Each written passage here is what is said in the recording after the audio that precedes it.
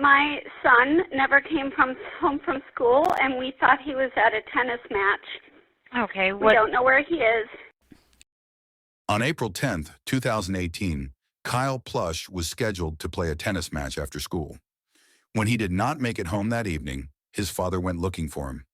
At the time, Ron Plush had no idea that what he would discover would not only change his family's world forever, but also the 911 emergency dispatch system all over the United States.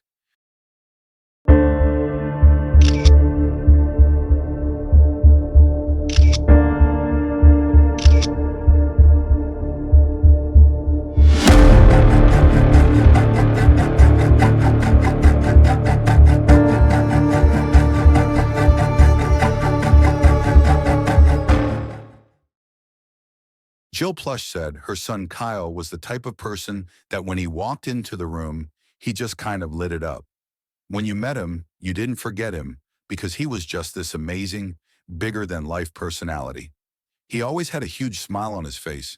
He was witty and funny, and he was just a fun person to be around. Kyle suffered a spinal cord injury at 4 months old, and at the time he actually died, but the doctors revived him back to life. After that event, realizing the value of time with one another, the Plushes raised their children in a very close family. The family resided in Cincinnati, Ohio. They biked the Little Miami Trail, they kayaked together, they hiked, they skied, they'd go on long walks together. Kyle was particularly close with his mother, and they had this fun little bedtime goodnight routine that they would do. Growing up, Kyle was a Boy Scout. As he grew into his teen years, he volunteered at food kitchens, spent time helping the elderly. He even worked with children to help them learn to read. At the age of 16, Kyle had permission to use the family car to go to and from school. He attended the private academy of Seven Hills School. Seven Hills is an elite private school. It's actually voted the best private school in Cincinnati by Niche, and they have about 1,000 students according to the Private School Review. The tuition there ranges between $6,700 to $24,000. Kyle joined Seven Hills in the 6th grade. In addition to other sports, Kyle was on the Seven Hills tennis team, and he was scheduled to play in a tennis match that evening on April 10th, 2018. As he made his way to the courts, he stopped by his 2004 Honda Odyssey minivan to grab some tennis equipment. As he was reaching into the back third row to get his tennis gear, Kyle became pinned by the third row seat. The seat folded and collapsed on him, pinning his arms and upper body in between the seat and the minivan door. What his parents call an amazing act of bravery in such a tense moment, Kyle had the mindfulness to call 911 using the voice-activated Siri option on his cell phone. Hello, Cincinnati 911. What is the address of your emergency? Cincinnati 911. I'm stuck in my bed outside the Seven Hills Hotel parking lot. The Seven Hills what parking lot? Help. I need help. Where are you? Hey Siri. Hello? Hang on. Hello? Help. Help. Help. Where are you?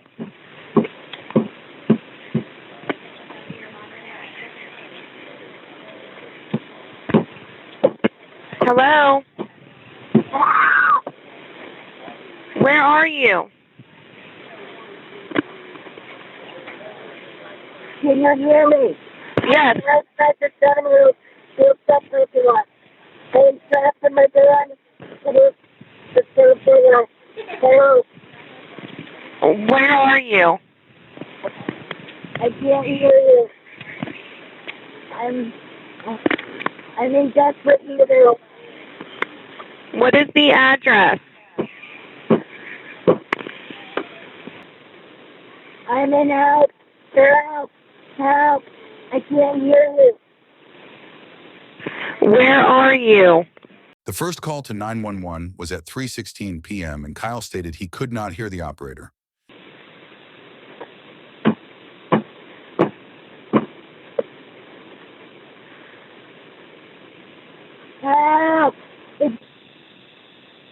The first operator managed to understand where Kyle generally was and sent officers to the Seven Hills School. 2 officers arrived on the scene approximately 10 minutes later at 3:26 p.m.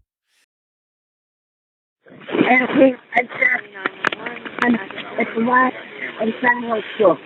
Cincinnati 911, what is the address for your emergency? Help me. Anyone there?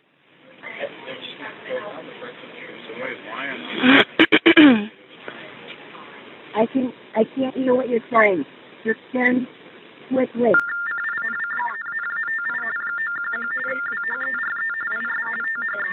The officers were there for 11 minutes, patrolling the area to look for anyone in distress.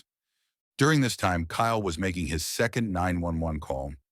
This time, he gave more details of the van he was trapped in, including its color, make, and model. However, that information was never relayed to the officers on the scene.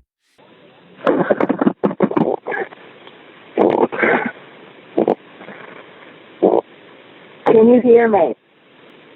I'm in a go. Hey, Siri. The second call was made 19 minutes later at 3:35 p.m.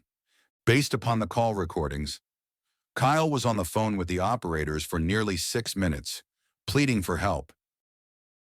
The first operator misclassified the call as unknown trouble when entering it into the system, despite knowing he was trapped and hearing him banging and his screaming.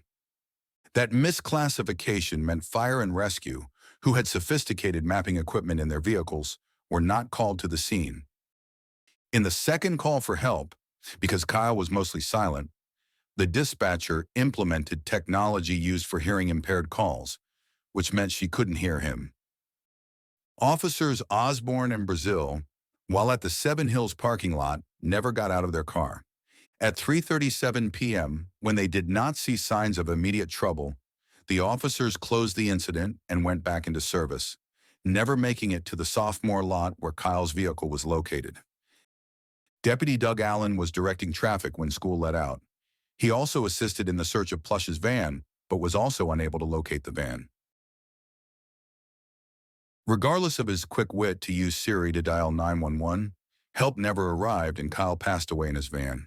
He died of asphyxia due to chest compression, meaning a weight restricted his ability to expand his chest to breathe. Kyle was crushed to death.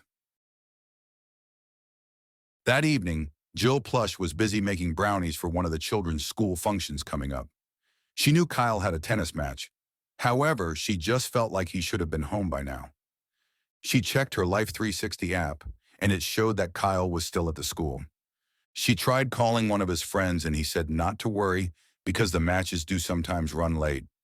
By about 8:30, though, when Kyle still had not called them back or arrived home, Ron and Jill Plush became worried. I remember the exact moment when I told Jill, I said, call 911, I'm driving to the school right now. And I opened the garage and got in my car and drove as fast as I could. You know, Jill has tracked his phone to this location. I said it's likely in the van or somewhere around the van. So I had looked in the front seat. I saw his tennis racket in the front seat. So I knew immediately he never made it, you know, to the tennis match. And then he was on the phone with me when he found Kyle.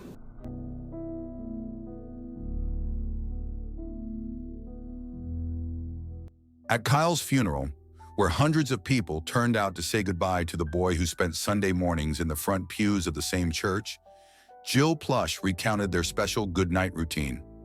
At the end, she said one last goodnight to Kyle, followed by, "I love you, see you in heaven." Kyle embraced life with a passion far beyond his years.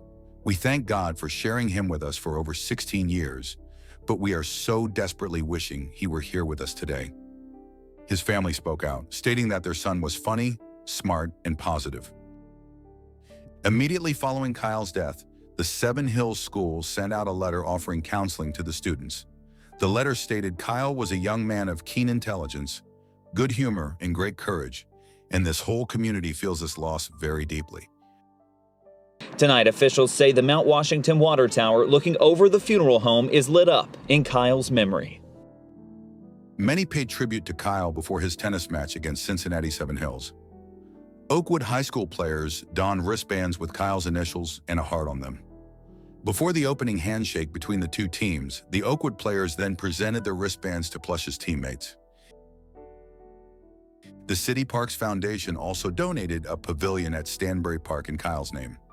Kyle was a longtime user of the Stanbury Park and was also a volunteer there. The new pavilion is named after Kyle Plush in recognition of Kyle and his grandparents, Joe and Judy Zarin. Vowing their son would not die in vain, the Plushes begged the city to make changes. With his background in business, Ron Plush drew up a 31-item spreadsheet of questions about what happened. City officials pledged to answer the questions and make the needed changes. Let me begin by offering my deepest condolences and sympathy to the Plush family. This is an extremely tragic incident, and we want to convey that our thoughts and prayers go out to their family during this time. What I'd like to do is provide you with a timeline as we know it, as what occurred on Tuesday afternoon. What we know at this point, on Tuesday, April 10th, at about 3:14 p.m., a 911 call taker in our emergency communications section received a call from a subject stating that they were stuck inside a van outside in the Seven Hills parking lot. The caller said they were unable to hear the call taker and repeatedly yelled for help. There was also loud noise and banging that could be heard in the background on the initial 911 call. And since the caller indicated that they were unable to hear the call taker, they were unable to respond to any of the questions asked by the call taker, and consequently there was no exchange in dialogue between the call taker and the individual we now know as Kyle Plush. The duration of this call was 2 minutes and 56 seconds before the line disconnected. Less than a minute later, the call disconnected. After the call disconnected, the call taker attempted to recontact the caller, but received a voicemail message on the callback. At 3:21 p.m., the incident was broadcast over Channel 2 as an unknown trouble run, and District 2 cars were dispatched to the location. At 3:26 p.m., a two-person District 2 car arrived on the scene to investigate the incident. They patrolled the area and attempted to locate the caller and look for anyone that appeared to be in distress. At 3:37 p.m., the officers closed the incident and went back into service. A short time later, at 3:35 p.m., a second 911 call was received at the emergency communications section by the same caller. A different call taker answered this call, and during this call, the caller again stated that he was unable to hear the call taker and he was trapped in his vehicle. During the second call, the caller gave specific detailed information regarding the make, model, and color of the vehicle that was not provided in the initial 911 call. The call taker did not communicate with the caller, and the information from this second call was not relayed to the officers who were still on the scene at the time.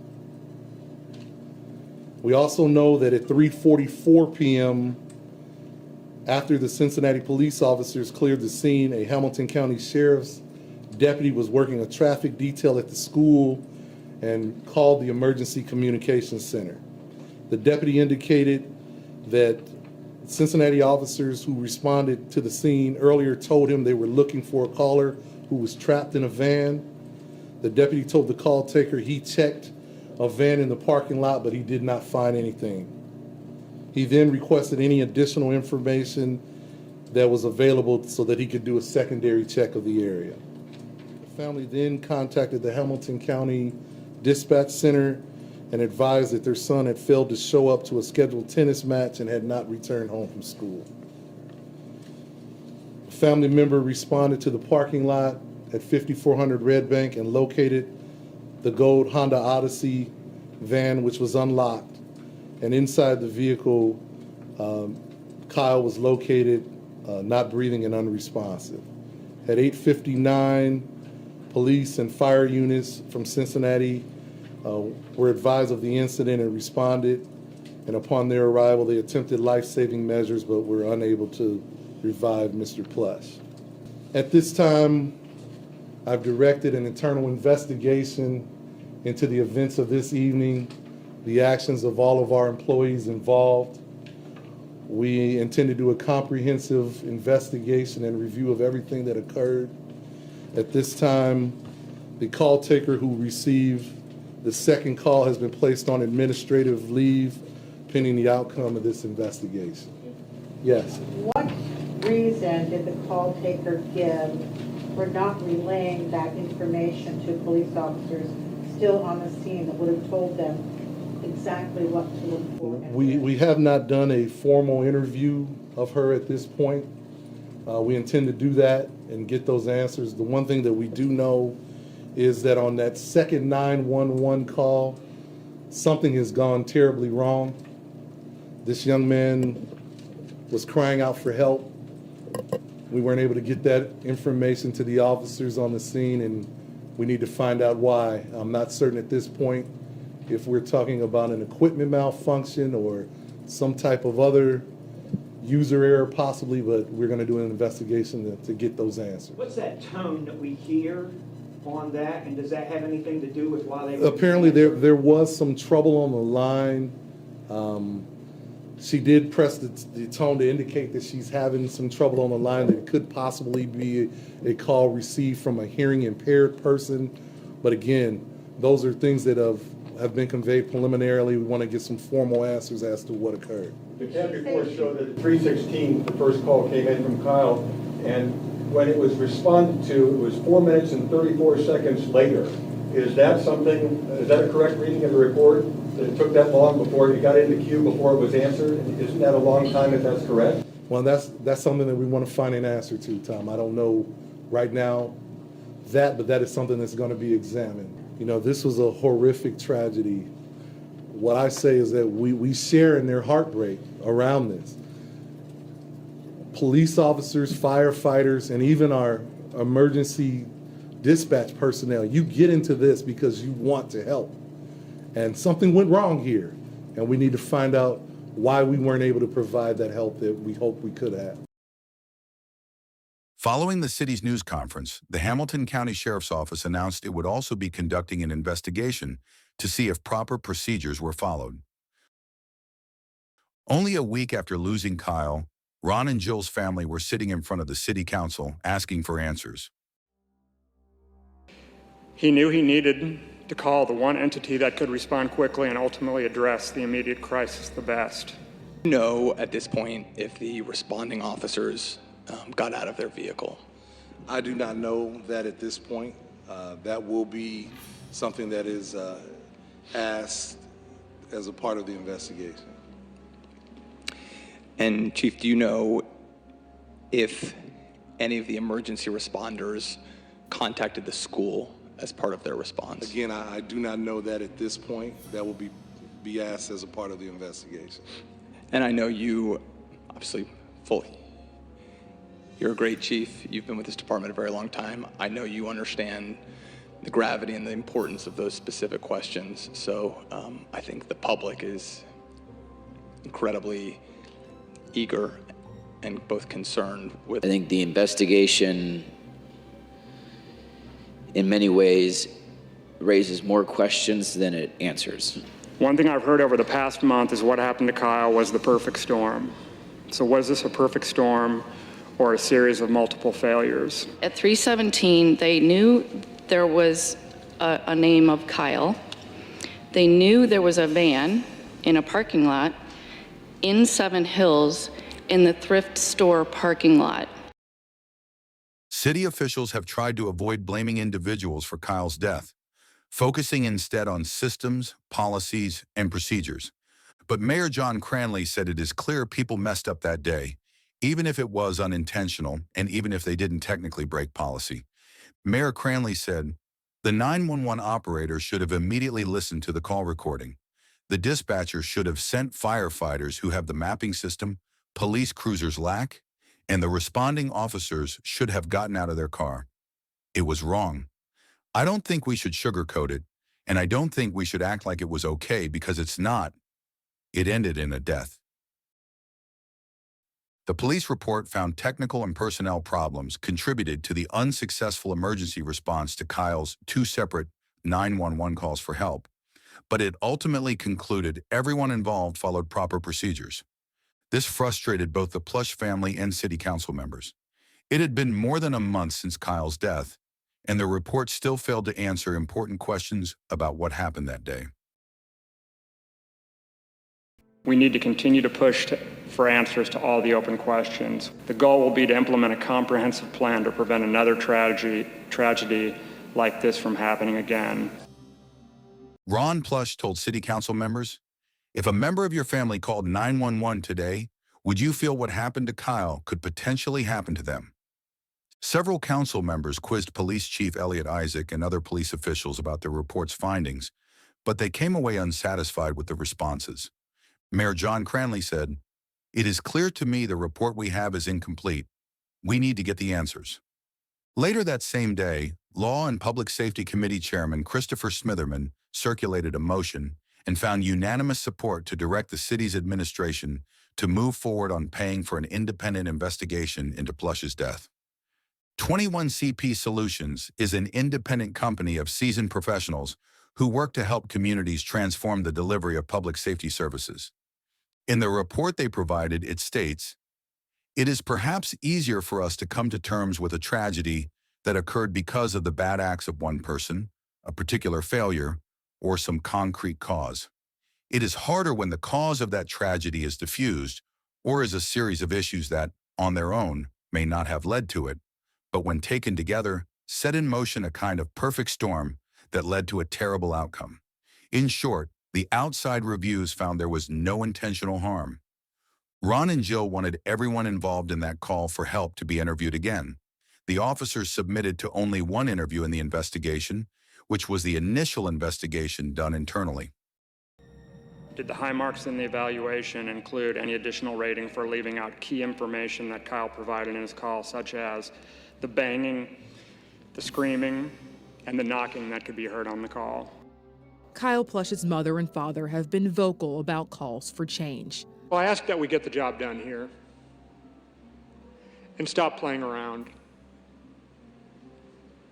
Please do that for Kyle, do that for our family. They also pushed for a system called Smart 911, which launched in July of 2018. We have to make sure that things change. We're saying, 6 months later, we're still not talking about specifically what happened and what went wrong. This could potentially happen again, and we don't want that. In August of 2019, after waiting for more than a year for additional answers and results, the family of Kyle Plush filed a wrongful death lawsuit in Hamilton County Commons Police Court. In the lawsuit, the Plush family is suing the city and several city officials and workers alleging their actions led to the wrongful death of Kyle. These included former city manager Harry Black, who was on the job then, the 2 911 dispatchers, and the 2 Cincinnati police officers who responded to the scene. They are not happy with what's happened so far at City Hall. A political fight erupted that helped push out the city manager. Police completed an investigation that elected officials called inadequate, and Councilman Wendell Young said at a meeting to the family that they were witch hunting and there is no amount of money that would make you happy.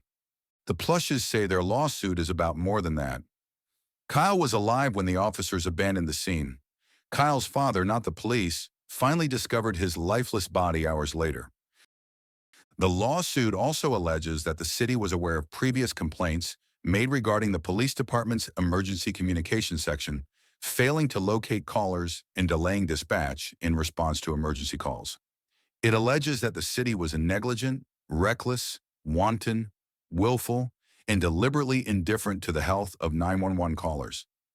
The city of Cincinnati spent more than $100,000 on 3 prior investigations that exonerated the call takers and officers of all wrongdoing. It has since sought to implement more training, hired additional staff, and upgraded the 911 system so people can enter information about themselves. The lawsuit, however, details a deteriorating 911 system in the months leading up to Kyle's death, which prompted months of city hearings and allegations that the 911 center wasn't properly staffed or trained.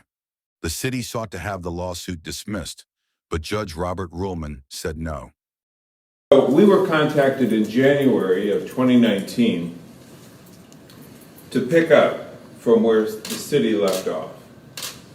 The family had gone to the city, tried to get direct answers, went to many meetings, and got no clear information about what led to their son's death. And as you can see from the collection of statements by city council members at the last meeting of council, there was an agreement that they didn't have what they needed in order to really understand Kyle's death. But the city wasn't going to do anything further. So we were contacted in 2019 by the family. We hired 2 experts. I've gone to the Harris County 911 Center. I stood in the middle of a place that was operating correctly, and I said, what should have happened? And he walked me through it, and I saw how this should have led to a proper response to Kyle. And he has prepared a preliminary expert report based on the public records that we have secured. And we have filed that report along with the lawsuit today. On the eve of the 3-year anniversary of Kyle Plush's death, the city of Cincinnati agreed to pay $6 million to the teenager's family to settle a wrongful death lawsuit, the second largest settlement in city history.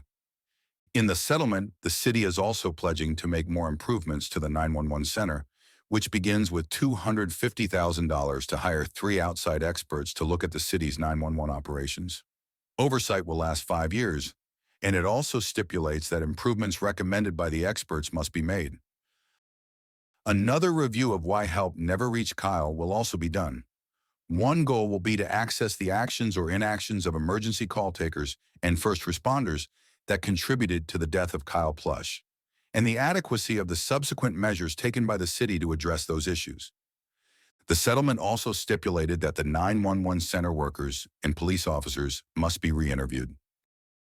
Hello, ECC staff. I want to address something you'll be seeing soon in citywide communication and on the news. The city and the family of Kyle Plush have agreed to resolve the lawsuit that have been filed by the family. Through settlement, each of the defendants in the case, including our call takers and the police officers, have been released from the lawsuit. The settlement will provide for a monetary payment to the family, and the city is also committing to continue to make improvement at the ECC a top priority. We will be doing so by pursuing accreditation, by continuing to align with national best practices, by using outside experts to advise the city, and by reporting regularly on our progress. The settlement also acknowledges how far we have come as a center and making improvements these last 3 years. We're just going to continue on that path of improvement, of always looking for ways to get better. We are going to continue to be transparent with the public and city leaders about how we're doing as a center, what we're doing to improve, and what resources we need to get there. April Hines, the 911 Public Safety Answering Point Director, said, "When it comes to 911, it's not an easy job. There is no federal one-stop to get all the data, but there is about 20% shortage across the United States. Part of that is that it's an extremely difficult job, highly stressful, and can be emotional." Hines said that when 911 centers become low staff for whatever reason, once you are behind, it is very difficult to get caught back up because it takes so much training. In Cincinnati, training involves 6 weeks of classroom work as well as several weeks of on-the-job training. Call takers in Cincinnati earn between $51,000 and $53,000 a year, but the 911 center's struggles have continued even after the city tried to address the problems. In recent years, an elderly man who had suffered an apparent stroke died in his apartment despite his neighbors repeatedly calling 911. That incident led to a call taker being fired. The 911 center, which had been plagued by problems for years and was woefully underfunded, was yanked from police control and placed under civilian leadership that answers directly to the city manager. Employees at the 911 center have gotten additional training, including on how to handle calls that seem silent like Kyle's did, and more people have been hired. The city upgraded the system to what's referred to as a Smart 911, which allows people to put information into the 911 system that helps emergency responders when they are called. The outside oversight at the Cincinnati 911 Center is a team made up of 3 people who are experts in emergency communications. The team is tasked with producing a public written report about its assessment and recommendations. There's also a new policy that requires officers to get out of their car and look around when responding to unknown trouble, even if there seems to be none. In the immediate aftermath after Kyle's death, the city pledged to buy mapping equipment that could pinpoint where a 911 call was coming from and immediately show it on the map in an officer's cruiser. During Kyle's death, officers could have asked a dispatcher for latitude and longitude coordinates of the call and entered them into the system themselves. It's a cumbersome process that is not always used since most trouble is apparent when cops arrive. Despite pledging to do so, the city didn't purchase the equipment, and last said officers have access to a city app that allows them to put information into the system and see a map, which is still a 2-step process. City officials, as last checked, were actively working on a more permanent and direct mapping solution. In the research that I've done on this case, I've noticed that very little attention was put upon the National Highway Traffic Safety Administration and the Honda Corporation.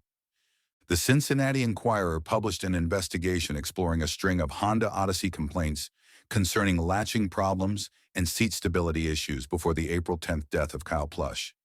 It revealed an investigator's memo that showed he also had difficulty latching the same type of seat that killed Kyle. The Cincinnati Enquirer found more than a dozen consumer complaints regarding third-row seat stability in the Honda Odysseys. Outside safety experts say there is enough evidence to warrant a formal defect investigation. The agency refused to answer basic questions about their review of the Plush case. They also refused to provide even a basic update of its reform efforts. After the Enquirer's investigation of Kyle Plush's death, U.S. Representative Cichowski blasted America's top auto safety agency and is demanding more answers and action. She is the incoming chairwoman of the subcommittee that oversees the National Highway Traffic Safety Administration. Cichowski said the Cincinnati Enquirer report paints a grim picture of an agency failing at its most basic safety duties, and it is unacceptable that the National Highway Traffic Safety Administration has failed to fully investigate and make public any related findings addressing the issues these reports raise. Honda must act swiftly to ensure the safety of its vehicles, and if they do not, the National Highway Traffic Safety Administration should take such action on behalf of the public. Federal regulators received nearly 180 seat complaints from Honda Odyssey minivans over the years. 1/4 of those complaints were over stability, and that 1 of 5 stability cases involved problems with third-row seats. More than a dozen warnings about the Odyssey's third-row seating for models made between 1999 and 2012 were found. Some complaints said seats were loose, rusting, and wouldn't latch. Others noted instances where heavy seats suddenly slammed down or flipped out of place. Honda said in an email statement that it hasn't received any direct claims of fatal injuries from interaction with third-row seats. Honda last year recalled some 900,000 later model Odysseys because of concerns about second-row seats tipping forward if not latched properly. However, the National Highway Traffic Safety Administration said that based upon the available information, including internal data analysis, the agency has not found evidence of a vehicle safety defect trend with the Honda Odyssey, but it would continue to monitor complaints and take further steps as appropriate. As a mother who has experienced tremendous loss, I urge you to go to smart911.com and sign up right now. Smart 911 is now part of Cincinnati's response to their failure that day. An upgrade to the 911 system, now in 500 call centers nationwide, that gives dispatchers additional information. You sign up for free online and choose what info to provide. Things like medical conditions, car make and model, and emergency contact.